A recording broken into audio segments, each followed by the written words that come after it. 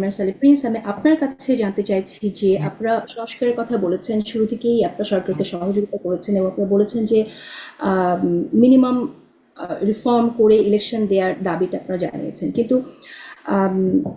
খুব সম্প্রতি মির্জা আব্বাস একটি মন্তব্য করেছেন। তিনি বলেছেন ওদের হাতের কোনো সংস্কার আমরা সহজে মেনে নেব না। আপনাদের কি আসলে একটা অনাস্থা সৃষ্টি হয়েছে যে সরকার কি সংস্কার করবে আপনারা স্পষ্ট না? কেন ঠিক এই ধরনের মন্তব্য সামনে এলো? ধন্যবাদ আজকের এই শোতে আমাকে আমন্ত্রণ জানানোর জন্য, এবং আমার সাথে সহ আলোচক ডক্টর মাসুদ আছেন, তাকেও শুভেচ্ছা, দর্শক শ্রোতাদেরকেও শুভেচ্ছা জানাচ্ছি।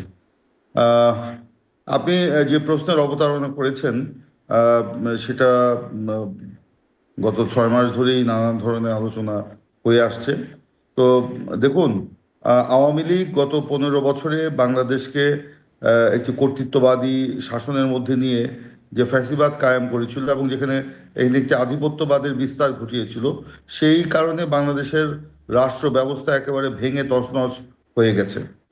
এই কথাগুলো আমরা বহুবার বলেছি, বারবার বলছি। তো এই তছনছ হয়ে যাওয়ার কারণে কিন্তু আজকে এই রাষ্ট্রকে মেরামত করার জন্য একটি সংস্কারের প্রয়োজন। যে সংস্কারটা আমরা কিন্তু 2016 সাল থেকে আমরা উপলব্ধি করেছিলাম, এবং সেই সময় থেকে আমরা এই ব্যাপারে সোচ্চার ছিলাম, এবং স্বৈরাচার ফ্যাসিবাদের রক্তচক্ষুকে উপেক্ষা করে আমরা কিন্তু একগুচ্ছ সংস্কার প্রস্তাব সেই সময় 2016, 2017 এমনকি 2018 নির্বাচনের আগে 2021, 2022 বিভিন্নভাবে কিন্তু আমরা এটা উপস্থাপন করেছি। সর্বশেষ আমরা আন্দোলনরত সকল রাজনৈতিক দলগুলোর সাথে মিলে আমরা 31 দফা রাষ্ট্র কাঠামো মেরামতের রূপরেখা আমরা জাতির সামনে উপস্থাপন করেছিলাম, এবং এটা বেশ চাঞ্চল্যের সৃষ্টি হয়েছিল, এবং এটা খুব মানে একটা চ্যালেঞ্জিং ব্যাপার ছিল। তারপরেও কিন্তু আমরা সেটা জাতির সামনে উপস্থাপন করেছি। তো আপনার ফ্যাসিবাদের অবসানের পর অন্তর্বর্তীকালীন সরকার দায়িত্ব নেওয়ার পরে আমরা কিন্তু সরকারকে সময় দিয়েছি। আমরা বলছি যে 3 মাসের মধ্যে নির্বাচন কিন্তু আমরা চাইনি। আমরা বলেছি একটি যৌক্তিক সময়ের মধ্যে আপনার কিছু অতি প্রয়োজনীয় সংস্কারগুলো শেষ করে দ্রুত একটি নির্বাচন হওয়া প্রয়োজন। সেই কথাগুলি কিন্তু আমরা বারবার বলছি, এবং বারবার বলার উদ্দেশ্যই একটা, যে আমরা যে সংস্কারের ব্যাপারে কমিটেড, এবং আমরাই যে সর্বপ্রথম, আমরা আরো প্রায় 4, 5, 7 বছর আগের থেকে সংস্কারের কথা বলে আসছি, নতুন কিন্তু না এটা। তো এখন যারা অনেকে সংস্কারের কথা বলছেন, সেই সময় কিন্তু আমরা তাদেরকে এই সংস্কারের কথা বলতে শুনি নাই। 31 দফা সংস্কার প্রস্তাব আপনারা করেছেন, আপনারা কি মনে করেন যে তাইলে সরকারের এই সংস্কারগুলো দরকার ছিল না? কারণ আপনি নিজেই বলছেন যে বাংলাদেশের সম্পূর্ণ রাষ্ট্র ব্যবস্থা ভেঙে পড়েছে বিগত 15 বছরে আওয়ামী শাসন আমলে। তো সেই জায়গা থেকে আপনারা সংস্কার প্রস্তাব যদি করে থাকেন, তাহলে এই যে এখন যে সংস্কার হচ্ছে সেখানে কি আপনারা মনে করেন যে এটা দরকারই ছিল না? যদি তাই মনে করে থাকেন, তাহলে আপনারা সহযোগিতা তো করছেন, আপনারা মিটিংয়ে গেছেন, আপনারা কথা বলেছেন, আপনাদের হাতে এখন প্রস্তাবগুলো আছে, রাইট? সেই জায়গা থেকে আপনি একটু বলেন যে আপনারা এই মন্তব্যটাকে আপনারা কিভাবে ডিফাইন করবেন যে ওদের হাতের কোনো সংস্কার আমরা সহজে মেনে নেব না। যে জিনিসটা হচ্ছে যে আমরা মনে করি যে আপনি যেটা বলেছেন যে সরকারের তাহলে কি সংস্কারের এই কার্যক্রম হাতে নেওয়ার প্রয়োজন ছিল না? ছিল বলেই কিন্তু আমরা 3 মাসের মধ্যে নির্বাচন দাবি করিনি। আমরা একটা যৌক্তিক সময় দিতে চেয়েছি, কিন্তু সেই যৌক্তিক সময়টা নিশ্চয়ই কোনো অযৌক্তিক সময় পর্যন্ত টেনে নিয়ে যাবে না, এটাই কিন্তু আমাদের একটা প্রত্যাশা ছিল। কিন্তু আমরা সরকার তো বলছে যে এটা ডিসেম্বরের মধ্যে, অল্প সংস্কার হলে ডিসেম্বরের মধ্যে, এরা অনেক আগেই এটা হওয়া সম্ভব ছিল। এই প্রক্রিয়াটাই একটা দীর্ঘ সূত্রিতার সৃষ্টি করেছে, এবং এই প্রক্রিয়াটা গ্রহণ করার সময় রাজনৈতিক দলগুলোর সাথে যেই ধরনের আপনার একটা বোঝাপড়ার দরকার ছিল সরকারের, সেই বোঝাপড়াটা আসলে সেই সময় হয় নাই বলেই কিন্তু এই সন্দেহ অবিশ্বাসটা সৃষ্টি হয়েছে। তারপরেও আমরা মনে করি যে অন্তর্বর্তীকালীন সরকার ডক্টর মোহাম্মদ ইউনূসের নেতৃত্বে যেটা ক্ষমতায় আছে সেটা জনগণের সরকার। আমরা এই সরকারকে সমর্থন করি। সরকারের সমালোচনা করা মানেই সরকারের বিরোধিতা করা নয়। আমরা এই সরকারকে ওন করি, এবং এই সরকার যাতে ব্যর্থ না হয় সেই জন্য আমরা সরকারকে সবসময় আমরা সহযোগিতা করতে চেয়েছি। এখনো আমরা এই মন্তব্যটি তাহলে কি বার্তা দেয়?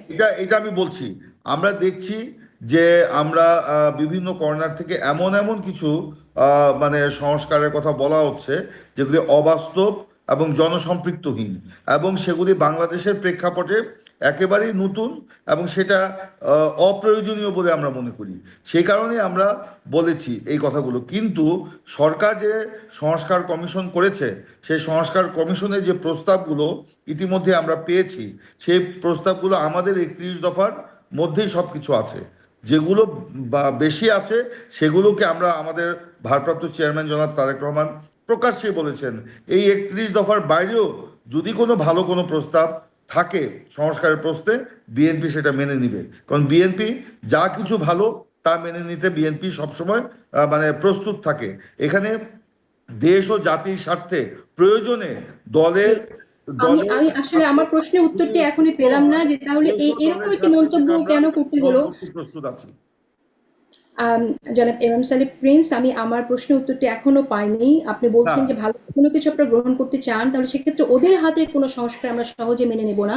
এই যে একটা অবস্থা আমরা ওদের দেখছি, হাত এরকম বলতে একটা আপনি অবস্থা আপনি কি মির্জা ব্যাখ্যা? আব্বাস সাহেব কাকে বুঝিয়েছেন এটা আমি জানি না।